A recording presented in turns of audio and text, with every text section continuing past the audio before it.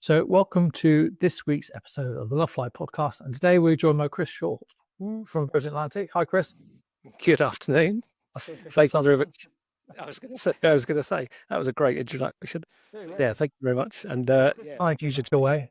No, thank you, Chris. I'm really grateful for you doing this today, and also for Chris is also working with us in other ways as well, which may come out during the podcast. But yeah, Chris, tell the listeners, viewers, etc., a little bit about yourself, potted history, if you like. Yeah, so I mean, believe it or not, I got into aviation by accident 24 years ago now.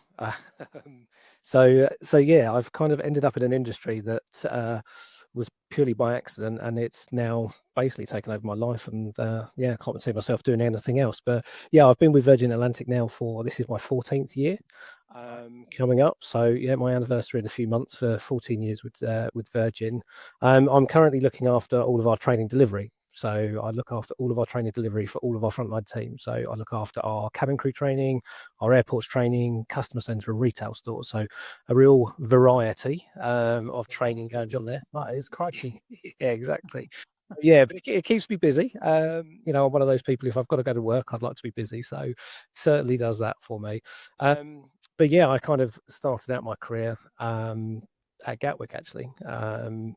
Many years ago, and kind of worked my way through the ranks and just fell in love with the industry, basically. Grounds staff at Gatwick. Yeah, so I worked for ground handlers to begin with back in 2001. I started out on check-in, actually, and then worked my way into the airside operation. Once you get your airside ID, it's then kind of like, right, let's get you airside, and you start to board the flights and see what goes on the airside environment. And I fell in love with the dispatcher role. I was like, I want to do that. That's where I see myself going. And yeah, thankfully, about 6 months later, a role came up within dispatch, and absolutely loved it. So for those of you that don't know, dispatching the aircraft, basically we look after the aircraft on the turnaround. So we turn the aircraft around. So when they come in, we make sure all the services are there. We look after the unloading of the aircraft. So our responsibilities are putting the air bridge on. So and then overseeing basically the main role as a dispatcher is safety overseer. So we're there to make sure everything is being conducted in a safe manner around the aircraft. And then some aircraft then sit on the ground for a few hours before they go back out. Other aircraft are on a straight turnaround. So then we manage that turnaround, make sure the services are there then for the departure of that aircraft. So we liaise with multiple different areas of the operation and a lot with the pilots and also the crew as well, which was really good fun. And then that kind of sparked. So I asked you, Chris, because that sounds like a monster job in itself. When I think about, I've done one little aspect of what you've mentioned, and there you are looking after all the different things that happen, all the services, the engineers, the cabin crew, flight, and then liaising, I guess, with operations and the airport. Yeah. How long does it take you to learn a job like that? That sounds hideous, in a good way, I was going to say, yeah. So the actual trading side of things back then as well, because what we used to do, and I'll talk about it a little bit more in a minute, but we used to look after the whole weight and balance of the aircraft back then. So the training course used to be about 4 weeks. At which point you learn the kind of time frames of turnarounds. You learn how an aircraft operates to a certain extent, i.e., how it balances, which is where the weight and balance side comes in. And then all of the safety aspects of your role, and then the functionality around it, the system training and everything like that. Once you've completed that training, you're then looking at probably another 4 to 6 weeks actually in the live operational environment. Right. So you then go out what we call shadowing. So you're with an experienced dispatcher, and you will basically follow them around. You're basically their shadow. So you follow them around and learn from those experienced people that are already doing that job. And at which point, when you feel confident and when they feel confident, you will then run the turnaround yourself, and they'll be there to support you. So there's a real kind of emphasis on making sure that everybody is competent in doing that job before allowing them to actually go out there and do it, because of the safety element behind it. So yeah, it was really kind of intense, Sounds full on. intense job, but it was fun. It was a real adrenaline kind of fun filled, because there's always challenges that come up, whether it be weather. Um, there could be a number of different reasons. The baggage belts might go down, so then your bags are late coming out to the aircraft, so then it puts pressure on there, and there's multiple different scenarios that could go wrong. And I think that's what I enjoyed about it. Every day was different, so you could come into work and dispatch the same flights every single day, but every day something else happened, and every day was different. And I think that's what I really enjoyed about it. And that's kind of aviation as a whole. Sorry, man, I keep cutting across you, but That's all right. it just keeps bringing up lots of questions, you know. So what do you, obviously there's a huge safety element by the sound of it, but what do you see as the sort of like the core traits that a dispatcher needs to be able to have, to do it well? For me, time management, because everything needs to be there in a timely manner, and also you're being really challenged to get that aircraft out on time. But the key thing for me is you've got to be able to work well under pressure, because that role is so pressurized, because you're getting pressure from everybody. You're getting pressure from your operational team, you're getting pressure from your pilots and from your crew, you're getting pressure from the gate team because customers are waiting to board the aircraft. There's a number of different people that put pressure on you during that role, so you've really got to handle those pressurized situations well. Yeah. And so, I mean, it sounds like a lot of responsibility and stuff. So who's kind of checking you? Because you're obviously in quite a key role. But Yeah. what happens if you made a mistake? How's that sort of mitigated against me? So the key thing is there's so many different cross checks in place. So there's systems are set up to mitigate risk. So when I talk about the weight and balance, in kind of the way somebody explained it to me is, if you're trying to balance a wheelbarrow and you put everything on the left hand side, it's going to tip to the left. If you put everything on the right hand side, it's going to tip to the right. So you've got to get that equal balance. And it's similar to an aircraft, but just front and back. So if you put everything at the front, it can't take off. If you put everything at the back, it will take off too quickly and things like that. So you've got to get that balance right. So the systems that we have in place is that if that aircraft is not balanced correctly, it won't allow us to produce what we call a load sheet. And that load sheet is then given to the pilots, to the captain. They will cross-check everything on there before they input that into their computer systems on board the aircraft. But before we get to that point, there's numerous cross-checks that we then have to go through. So does the aircraft know what it weighs? Does it have like sensors or anything like that? Yes, to a certain extent. I don't know the full ins and outs of that, and I don't want to claim to. So I'm not going to trip myself up on that one. But yeah, I mean, yeah, the aircraft has limitations. And that's what we work to in the kind of weight and balance system. So we work to those limitations as well, which is where, if it is safe to produce a load sheet, then a load sheet will be produced, and at which point we hand that over to the pilots once we've done our cross checks. So again, when I talk about the loading of the aircraft and the balancing of it, we would talk with what we call the loading supervisors, who look after the unloading of the baggage. They have a loading instruction. So we tell them where they need to load everything so that we've got the right calculations.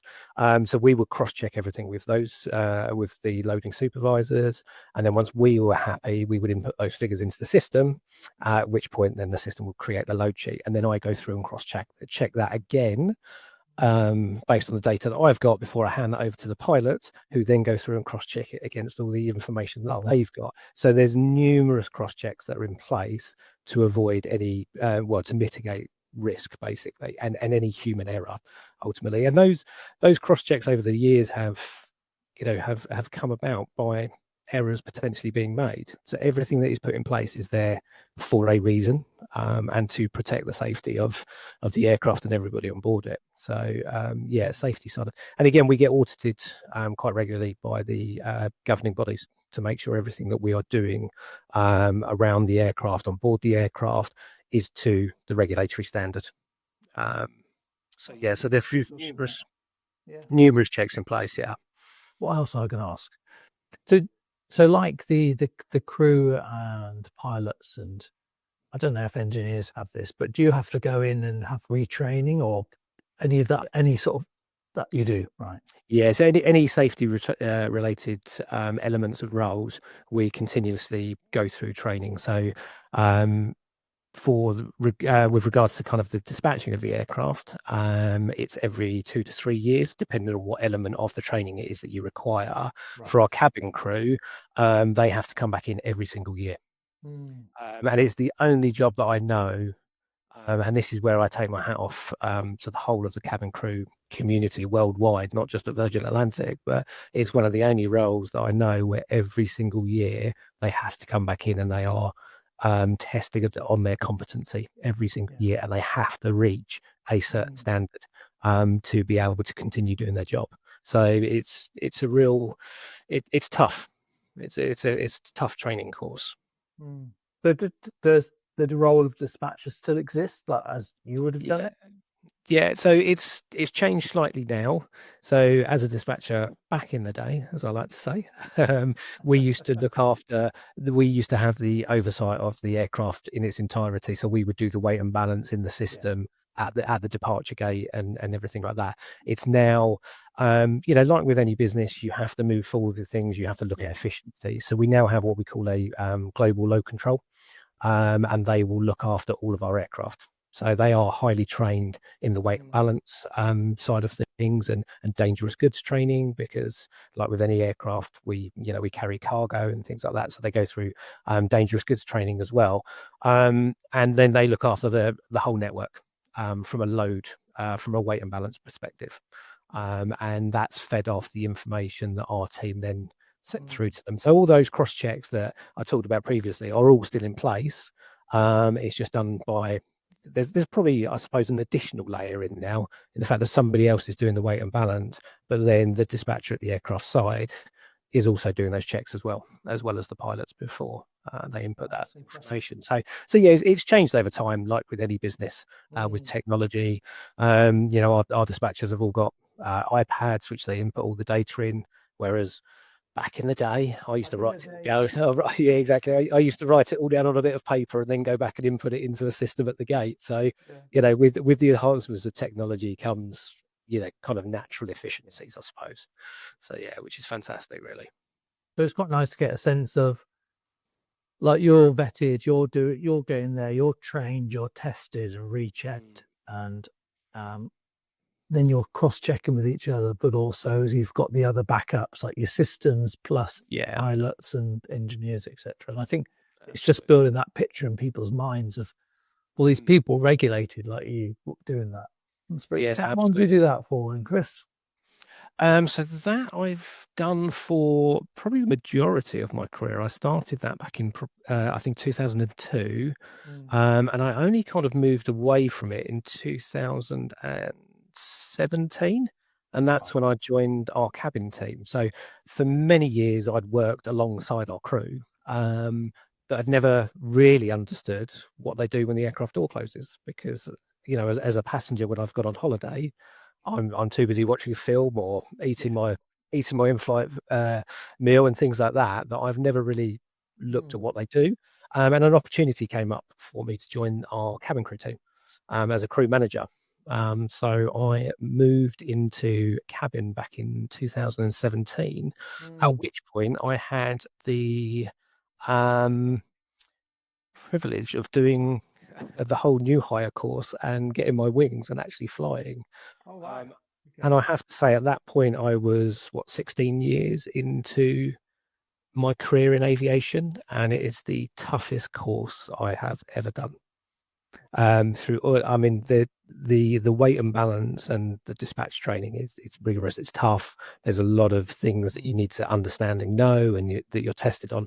But yeah, I was blown away by how tough the crew new hire course is, and the sense of achievement at the end of it was fantastic. But it is 6 weeks of intense training Yeah. where you have a manual that, and again, back then when I got my wings, it was a paper manual, and when they handed it to us on day one, and said to us that you will know this front to back by the end of your training course. My heart kind of sunk, thinking, really? Okay. But the way in which they train, the way in which our crew trainers train our crew, it just resonates with you. It lands. It's in there, and it's repetitive training. So we go over things on numerous occasions. We put it into we put the theory into practice and everything like that. So the way that the trainers deliver the training just has a natural way of kind of just retaining in there. And I haven't flown now for a number of years. But I'm now looking after crew training when I'm walking around. I'm like, oh yeah, I remember that from when I was doing my training, and it's still in there, and it's fantastic. So yeah, so I had as I say, I had the privilege of doing that, and yeah, as I say, the training is intense, but what they go through, how they deliver it, is just fantastic. And I think listening to one of your other podcasts, somebody touched on it. We train our crew to be nurses, firefighters, police officers. They deal with multiple situations on board, and we train them to the highest standard to deal with any eventuality. And that's the whole reason why that course is so long and why it is so intense, because without putting somebody into a live environment, we may need to make it as realistic as possible. And we need to test people's resilience and how they cope under pressure, and that's the whole idea of that course as well. A friend of mine, she went into BA as a cabin crew in her 50s, and excuse me, she's got 5 kids, and she said, I'd rather go through childbirth again than go through that training. She said it was extreme. And I just thought, yeah, I can remember, but doing it later in life, where you perhaps got other life pressures sort of crowding in on it, and you just got to switch off to the world, haven't you, for 6 weeks? Yeah, and that's it. I go in normally on day one of a new hire course, and my opening line is, I'm not here to scare you, I'm here to prepare you, because they need to understand what they're coming to. And we have people that have come from other airlines or have come from an aviation background and understand a little bit around the training of what is they're about to undertake. But we also have some people that have dreamed of doing this job for many years, and like you say, might be slightly older than the normal demographic. But also we've got some people that this is kind of one of their first real jobs since coming out of education. And yeah, one of the key messages I get across to people is that they will feel every single emotion possible as they go through this course. And we don't do that lightly. We know it's a difficult course, but there are so many different regulatory requirements that we have to do. It's important they understand it, and we need to test people in the safest environment possible, which is in our training facility, where we have mock-up aircrafts, where we can run scenarios. We put them into a swimming pool and test their swimming ability. There's a number of different things that we kind of test them on as they go through their training. Terrifying. Okay, so we're from crew manager, and then so from dispatch, all that experience, then to crew manager, and then what happened next? So my dream was always in the industry, it was to run my own airport. I was thinking, I want to run my own airport. So when I moved into the cabin team, I actually had the opportunity to do that up in Manchester. So I'd worked at Gatwick. I then moved, when I first started with Virgin, I worked at Heathrow, then had the opportunity to go up to Manchester.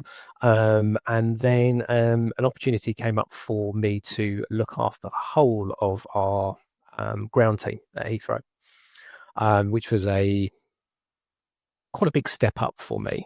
But I thought, you know what, I like the challenge. I want to make a difference.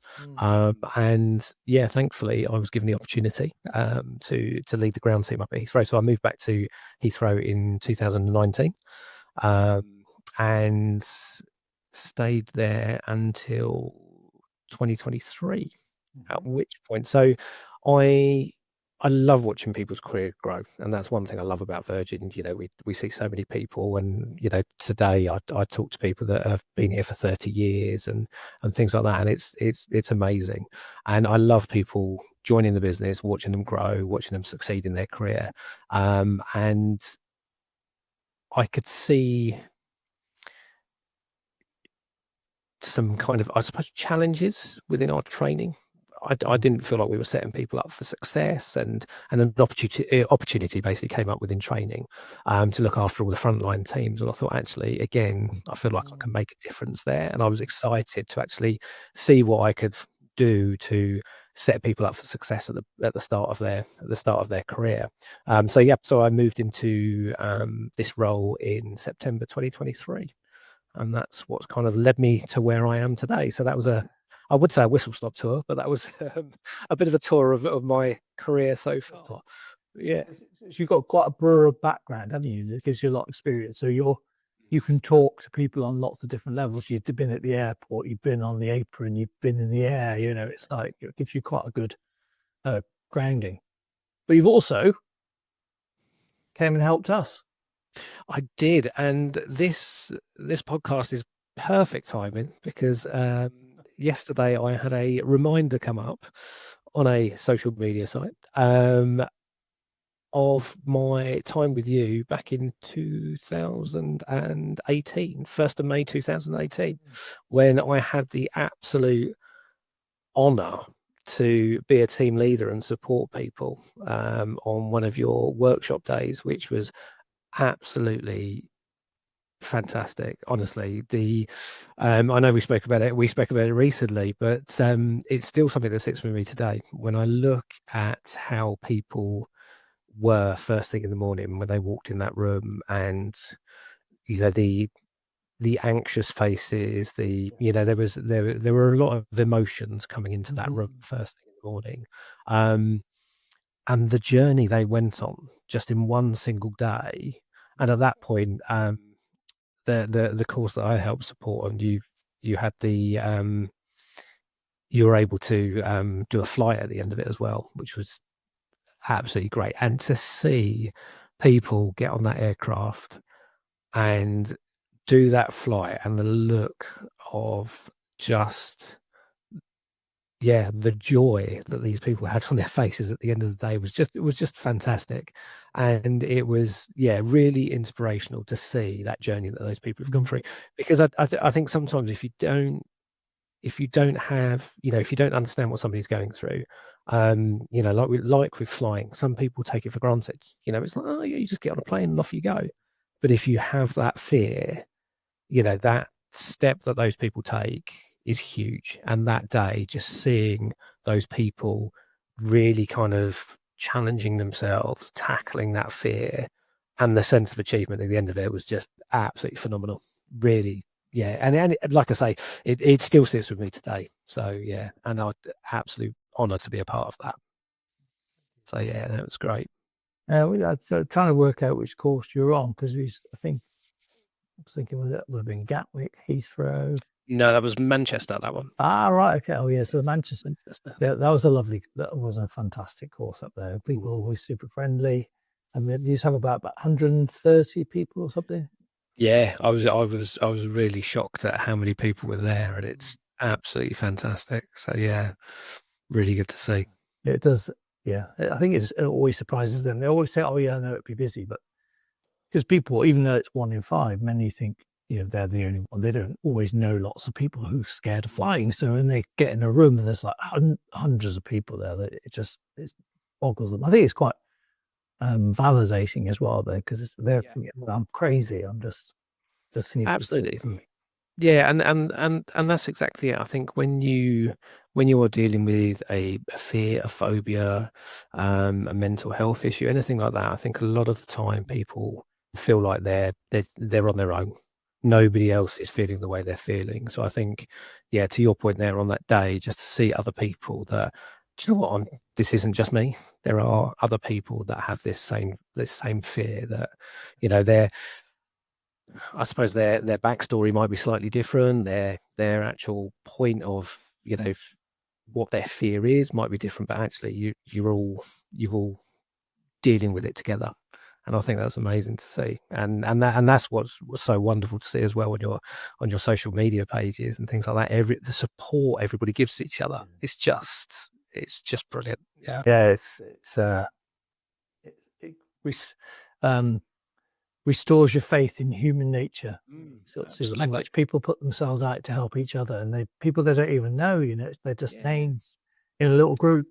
But yeah, Yeah, absolutely. And I mean, I went through something many years ago now. It wasn't I didn't have a fear of flying, but I used to, I mean, just before this occurred, before I got into aviation, I went traveling to Australia, and that's how I got into aviation. When I came back, I needed a job, and there was a job at Gatwick, so I went for it.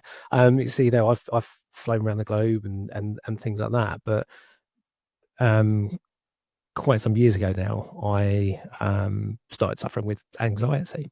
It kind of came out of nowhere, and back then it wasn't really talked about much, so I kind of dealt with it myself and kind of thought nothing of it. But I really tried to avoid public areas. So I wouldn't go on public transport. I wouldn't go into places that, the thought of going into central London just kind of, just absolutely overwhelmed me. And it was only when a close friend of mine, kind of out of the blue, asked me to be best man at his wedding, and I was like, yeah, absolutely, of course, what an honor. And then he told me that it was going to take place in Jamaica, and I was suddenly like, oh, I'm gonna have to get on a plane. And I was like, and my kind of anxiety came from I kind of had a panic attack in a kind of public place, and I was really worried about that happening again because it was embarrassing, and I felt embarrassed at the time. I couldn't talk about it and things like that. And my anxiety then came from I didn't want to put myself in that position, so I tried to avoid those situations. But yeah, and then when my friend asked me to be best man, and the thought of getting on the plane, my kind of anxiety came from the fact of I didn't want to be on there because what if I had a panic attack when I'm on board a flight and things like that. So I was a bit like, oh, but I want to do this. I've got to do this and things like that. And and one day I woke up, and I'm going to apologise now if there's any background noise, but the ice cream van has just decided to pull up outside my house. So apologies if there's any noise. take a break. Do you need ice cream? Exactly. But yeah, one day I woke up and I was basically like, I need to do something about this. At which point I reached out for some help, and I went through CBT. And I basically, on one of the first sessions, I shared that my end goal is I need to make it to Jamaica for my friend's wedding. So we started to do some phase bits where I'd have to, my project, my homework that week was to go and get on a bus. My project the next week would be to go and get on a train. And then after that, it was like, right, now go and get on a bus during rush hour and things like that. So I slowly built myself up, and, it started to help and everything like that. And when it came to the flight, I felt a lot better in myself, but the anxiety was still there and things like that. And I've heard in a number of kind of your podcasts around, talk to the crew, talk to the pilots, things like that. And I did exactly the same. There was a group of us going out there. And when I got on board, I just kind of went down to the back galley, and I just had a quiet word with a crew member and said, listen, it's not necessarily the flying, but I suffer with a bit of anxiety. I'm a little bit worried about, it kind of overwhelming me on the flight and things like that. And honestly, it's so reassuring. This crew member was absolutely fantastic, and just reassured me. It was like, it's absolutely, if you need anything, just hit your call bell, come down to the back galley, whatever. If you just need to, kind of some space, come down here. It's absolutely fine. And honestly, the support was absolutely brilliant. And yeah, the sense of achievement when I got there was fantastic. And after that, I felt comfortable kind of talking about it. And going back to kind of my original point, the amount of people I spoke to was like, oh yeah, I'm going through that a bit at the moment as well. And it was like, just hearing that other people were dealing with similar things, it was so reassuring and really kind of helped me and helped my kind of my progress. And now, touch wood, I'm at that point where it's still there. The anxiety is still there, but I now know how to control it before it controls me, if that makes sense. Um, and again, I think, listening to a number of people at your podcast, they're at that stage as well, which is absolutely fantastic. And yeah, and that's why when the opportunity came up to support on that course, I was like, yeah, absolutely. I couldn't. You've been brilliant. No Especially hesitation. with that. I mean, I think it's interesting. Thank you for sharing about the anxiety. And it takes a lot to talk about it, but I think you're right. More of us should do. Look, actually, doesn't have any stigma attached to it then. So I think I will add it. Exactly. No, my pleasure. But yeah, I mean, and like I say, I'm happy to talk about that nowadays. I think it is, people, it's more widely talked about, and I think people should talk about it because, yeah, like you say, when you feel like you're dealing with it on your own, it can be quite a challenge. And I think just having that conversation with one person, let alone 20 different people, really, really helps people. So, yeah. Well, we all have them. We all have the anxieties, and Yeah, no, exactly. Some are more easy to manage than others. So thank you. So Chris, for the sort of reference, has been very supportive in terms of the Lovefly, and I just want to say thank you publicly, but also I thought it might be quite useful for people to understand the sort of stuff that like what you're overlooking and what all the sort of safety considerations are in terms of all the multitude of things that you look after. I mean, you haven't to go into a massive detail, but just like broad strokes, how does it all sort of hold together and why is it safe and all that sort of stuff?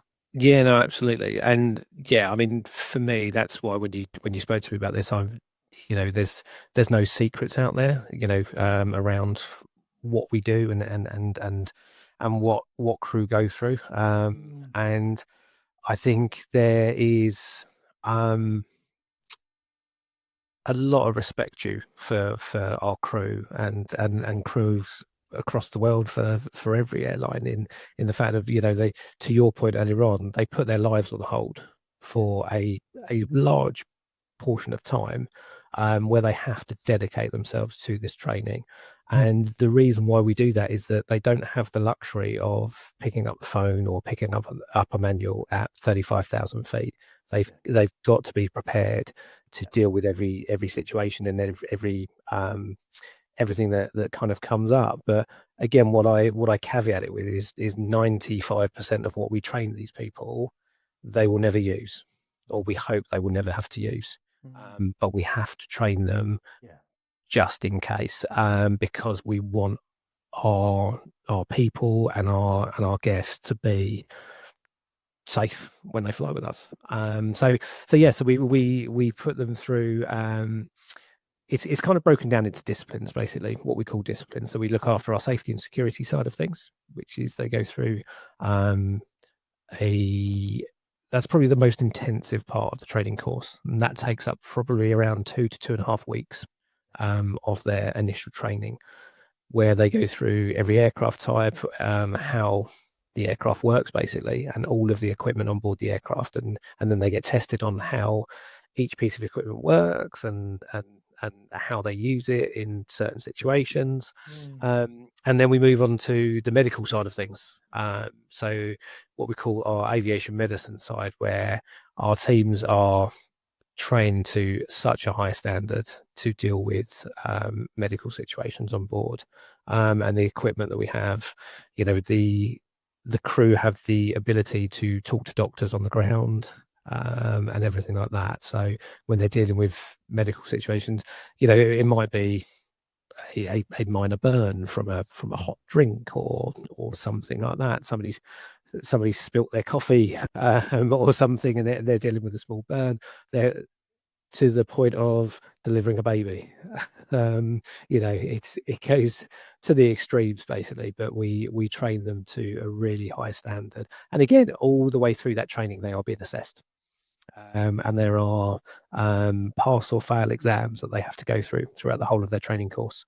And then the smallest element, and I think this is what shocks a lot of people, is the smallest element of the training is the service, because we look for that within our recruitment process. Yeah. So the recruitment process to join as cabin crew can be quite lengthy, and we put them through a number of different assessments as they go through that. But we recruit the best people, and we look for that customer service side of things. So it's kind of it's bred into them, and that's what we're looking for when they come in, because everything else can be trained. Whereas for a lot of people, the customer service side of things comes naturally. So the actual service element of the training is the shortest part, believe it or not. Yet that is what they spend the majority of their time doing from what a customer can see on board the aircraft. But it's the shortest amount of training that they get. And yeah, as I say, as they go through that course, they're tested regularly, and they have pass or fail exams as they go through that. And unfortunately, if people aren't at the level that we require from them, then we do unfortunately see some people leave that training course, which we never like to see. But we safety comes first, and we have to have the right people on board. I think you're absolutely right. I mean, I'm going to ask you as well about the airport people, what they go through shortly. But I think failure is a thing, and it's it's a real thing. I remember going through my military training, and we lost 5 or 6 from the squad, and that wasn't unusual. Sometimes some squads would lose half. They just didn't meet the standard. Yeah. Early. And I think when I used to run cabin crew training, I think we did, just the odd person here and there, you lose them. And that's just because they're not ready, or they weren't expecting it to be quite so tough, or whatever. But, Yeah, side. Sorry. I was going to say, just going back on your point there, you hit the nail on the head where it's not what they expected. And a lot of the time that's what we see, is because, when you mention the role of cabin crew, everybody thinks it's this glamorous job where you spend most of your time sitting on the beach, drinking cocktails and things like that. But it's hard work, mentally, physically, from a training perspective. It is really tough. And I think for some people it's not knowing that. And I think that's quite a shock when people come into training. So yes, there's a lot of things we do to prepare people for when they come to training, but still, there's always those little things that come up that people just really don't realize how tough it can be. I don't know if you thought this, but I was in my 20s when I did my training and flying. I was exhausted. I didn't know you could be so tired, like to the point where I would have paid someone to magic me back to my bed, so I didn't have to get in the car. Or I never knew you could be so tired.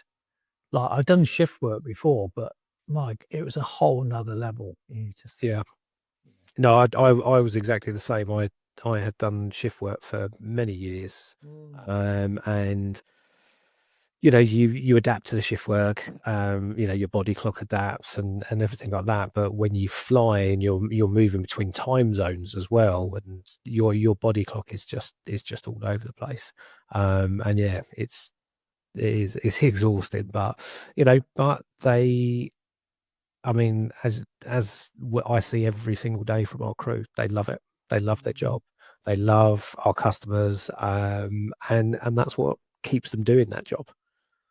Because if they didn't, I certainly believe there's easier jobs out there. So if you didn't love it, they wouldn't do it. So yeah, definitely a lifestyle choice, isn't it? You make sacrifices, like a lot of jobs, which like police, fire service, medics. You make sacrifices if you do something like that. So tell us a little bit about I know you talked a bit about dispatchers, and you talked a little bit about the crew side, but what about the airport side? Perhaps you could give us a bit of a flavour of what they have to go through to. I know they're not necessarily going to be taking off in the aircraft, but they're going to go to the aircraft sometimes, and there'll be passengers in and stuff. So yeah, absolutely. Again, there's kind of two elements to the airport side of things. You've got the functional training, which is around how do I check somebody in? How do I input their passport details into the system so that one, we've captured everything, but also there's no issues when they get to immigration at the other end and everything like that. And then ensuring that bags are tagged, because again, there's lots of security and safety restrictions around making sure each bag is related to each passenger and everything like that. So they have to go through the functional side of the training. And then there's the kind of mindset side of training. So we look at a customer service training, because it is our people, it is our service that sets us apart.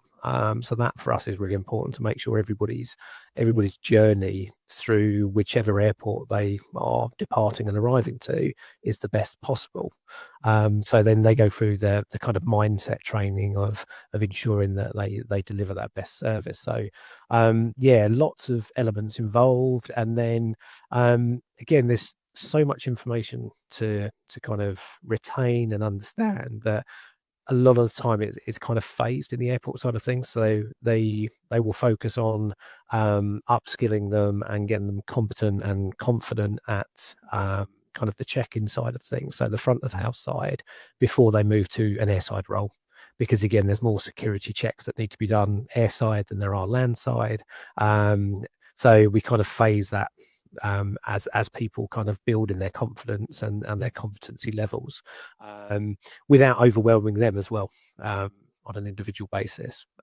So yeah, so there's lots of layers to the training that they go through. So it's hard to kind of define it as one, because it's kind of it's a bit of a phased approach. But yeah, they like the supervisory levels there, the higher levels at check-in and things like that, they have to understand kind of entry requirements for the whole of our network. So every time, you know, we launch a new route, which we've done recently, back to Canada, and we've just launched our Saudi Arabia flight to Riyadh, which is absolutely fantastic. But the supervisors there need to understand all the entry requirements, but not just for UK passports, because we get a lot of connecting customers. So it might be, you know, it could be a I don't know, US passport. Are the requirements different to the UK passport? Or it could be a Dutch passport that somebody's coming in and connected onto us going. So they have to understand all the entry requirements for all the different passports and things like that. So there's a huge amount of information that needs to be retained by those guys as well. But the slight difference there is, if they're unsure, they've got the time to go and refer to a manual and go and double check before a decision is made and things like that. So they sometimes they have the luxury of time, as we like to call it, to go and double check before they make any final decisions. But yeah, huge amount of information to retain. That's brilliant. Honestly, Chris, brilliant. Perhaps then, finally, because there's been some really nice bits here as well. Also, to understand, you've got quite a broad view of the training. So, if you had to sort of sum up some main messages for people who are a bit anxious about flying to think about, in terms of, you know, you're looking after a lot of frontline humans. What sort of things do you think could say that would reassure them, coming from an expert like yourself? I think the key message for me is that although we pride ourselves on our service, our people are what makes us. Safety is our focus. So as soon as you walk into an airport building, every stage of that journey has so many layers to it from a safety perspective, because every single part of that journey, that's what it's there for. As frustrating as things can be, everything that we do is to make sure that as soon as you step foot into that airport, you are safe until you leave it the other side. And I think for me, no matter what your kind of, I suppose, no matter what your fear is, whatever kind of drives that anxiety inside you, just remember everybody that you interact with within that journey is there to make sure you're safe. And I think that for me is the key piece. Yeah. That's nice. That's a great one to land on. I was gonna say I'm gonna trademark that one. That's a good thing to think about, though, isn't it? Because it's so easy when you don't see everything that goes on, because there's a lot of overt security. There's a ton of stuff going on underneath that people don't know about. So we're not going to talk about now, but it's just helpful to have, somebody in your position to sort of confirm that. And that's a really nice way of thinking about it, that everyone they come in contact with is thinking about security. And that's the thing. The training that everybody goes through just to hold an airside ID at an airport. So even if you're in a duty-free shop, that person serving you has gone through a level of safety and security training to be in that part of that building. Whereas, where else in a shopping centre and things like that would an individual behind a counter have gone through that sort of training? So, and yeah, we all have our frustrations. When I travel as a customer and I'm going through security, I'm always frustrated at the length of the queue and things like that. But they're there for a reason, and they're there to make sure that I'm safe, my family's safe, and everybody around me is safe. So yeah, that's what I would say would be my key piece. Chris Short, awesome. Absolutely brilliant stuff, mate. Thank you. Really, really grateful. And thank you for all the support you've been doing with us as well, and the Lovefly and the community. So brilliant. Some really nice messages there. So awesome. Honestly, my absolute pleasure. And yeah, from my perspective, keep doing what you're doing. It's making a difference to so many people. So yeah, anything I can do to support with that, yeah, my pleasure.